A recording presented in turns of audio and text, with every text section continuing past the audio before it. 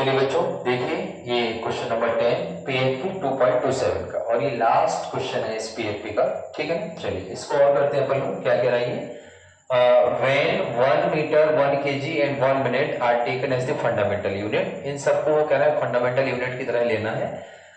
The magnitude of the force F की value आपको दी है 36 unit. What will be the value of the force in CGS system? ठीक है ना, इसको CGS में कन्वर्ट करना है। तो फिजिकल क्वांटिटी क्या है अपने पास में? फोर्स। देखिए इसका डायमेंशन फॉर्मूला क्या होगा? mL/T⁻²। यहां से A की वैल्यू 1, L की वैल्यू 1 एंड T की वैल्यू C की वैल्यू A की वैल्यू 1 हो जाएगी और B की वैल्यू भी 1 हो जाएगी एंड C की वैल्यू -2 होगी यहाँ पे। ठीक है ना। अब क्या करना है, ये कोई मान लीजिए न्यू सिस्टम है। ठीक है ना, न्यू सिस्टम N1 दिया है 36, M1 दिया है 1 kg एंड L1 दिया है 1 मीटर एंड T1 दिया है 1 मिनट। ठीक है ना, CGS में कन्वर्ट करना है तो N2 इसकी वैल्यू तो निकालना है।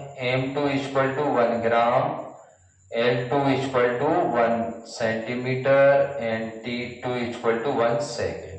ठीक है ना, नो प्रॉब्लम। फॉर्मूला पुट करते हैं। N2 = N1 M1 upon M2 L1 upon L2 इनकी पावर A B और ये यहाँ T1 अपॉन T2 की पावर ये C रहेगी। ठीक है ना, चलिए वैल्यू पुट करते हैं। N2 बराबर N1 यानी कि 36, M1 क्या है kg में है और M2 ग्राम में है, कन्वर्ट कर लीजिएगा 1000 अपॉन K1। A की वैल्यू 1 है तो पावर 1 हो जाएगी, V की वैल्यू 1 है तो यहाँ भी V की पावर 1 रहेगी। ये L1 की वैल्यू मीटर में दी है तो इसको सेंटीमीटर में कन्वर्ट कीजिए। ठीक है ना, T1 की वैल्यू मिनट में दी है, इसको सेकंड में कन्वर्ट कीजिएगा 60 सेकंड अपॉन 1। ठीक है ना, पावर -2। चलिए सॉल्व करिए इसे। 36 × 10⁻³ × 10⁻², इंटू 60 × 60।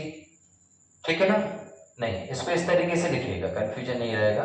1/60 × 1/60। ठीक है ना, क्लियर। अब इसको सॉल्व कर दीजिएगा तो कैसे लिखेंगे इसको? 36 × 10⁵ इंटू 1/36 × 10⁻²।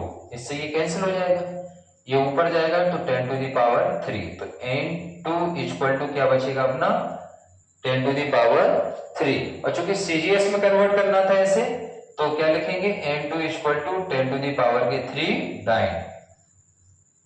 ये अपना आंसर होगा। ठीक है ना, तो यहां पर पीएफपी 2.27 आपकी फिनिश्ड हुई। आशा करते हैं कि आप लोग अच्छे से इन क्वेश्चंस को करेंगे ताकि आप लोगों को कोई आगे प्रॉब्लम ना हो। ठीक है ना, थैंक यू।